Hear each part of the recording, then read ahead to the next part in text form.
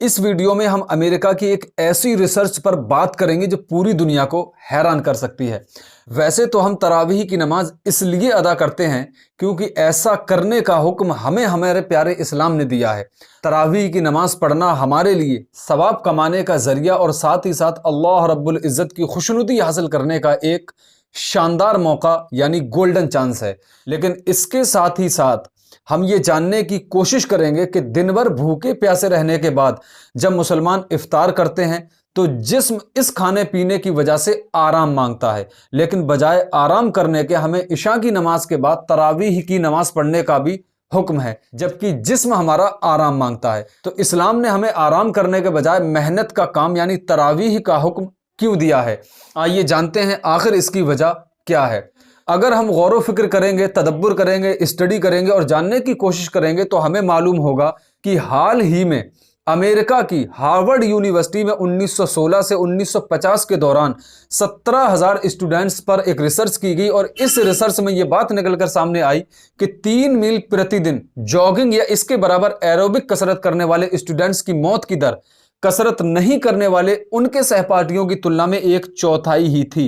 जो लोग रोजाना 30 मिनट जॉगिंग, साइकिलिंग, तैराकी करते हैं वे हफ्ते में तकरीबन 2000 कैलोरी जला देते हैं। जी हां, अब हम जानने की कोशिश करते हैं रुकू के क्या फायदे हैं। रुक अंदाजे के मुताबिक ज्यादा उम्र के साथ साथ शारीरिक क्रिया कम हो जाती है।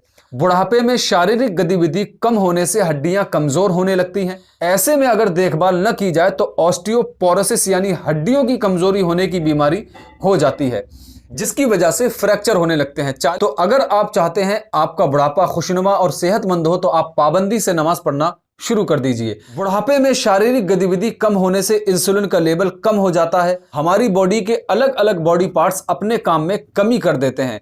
इसी वजह से बुढ़ापे में बीमारियां ज्यादा होती हैं। नमाज में मांसपेशियों में ताकत, खिंचाव की शक्ति और लचीलापन बढ़ता है। साथ ही सांस लेने में बहुत ज्यादा फायदा होता है। इस तरह हम देखते हैं कि नमाज और तरावीह अदा करते रहने से बुढ़ापे में कई तरह की परेशानियों से छुटकारा मिल जाता है। इतना ही नहीं बल्कि तरावीह की नमाज अदा करने से कॉन्फिडेंस भी बिल्ड होता है यानी आत्मविश्वास भी बढ़ता है। नमाज के दौरान की गई कसरत से ज़हनी सुकून हासिल होता है और डिप्रेशन भी दूर होता है। नमाज में कुरान पाक के दोहराने से याददाश्त मजबूत होती है। हम देखते हैं कि 5 वक्त की फर्ज, सुन्नत, नफल नमाज और रोज़ों के दौरान तरावीह के अनगिनत फायदे अल्लाह ने बंदों के लिए रखे हैं। इस रिसर्च को सही बताया है इब्राहिम बी सैयद ने, जो अंतरराष्ट्रीय Islamic research foundation Louisville America के प्रेसिडेंट हैं। तो आप अगर अपनी सेहत को लेकर बहुत ही ज्यादा सीरियस हैं तो नमाज पढ़ना स्टार्ट कर दीजिए। इस तरह आप फर्ज भी अदा करेंगे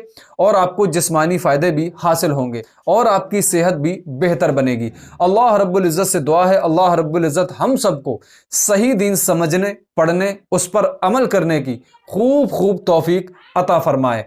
आमीन। ऐसे ही शानदार वीडियोस देखने के लिए हमें फॉलो और सब्सक्राइब जरूर करें। मिलते हैं ऐसे ही अगले शानदार वीडियोस में। अपना बहुत सारा ख्याल रखिए। तब तक के लिए अल्लाह हाफिज।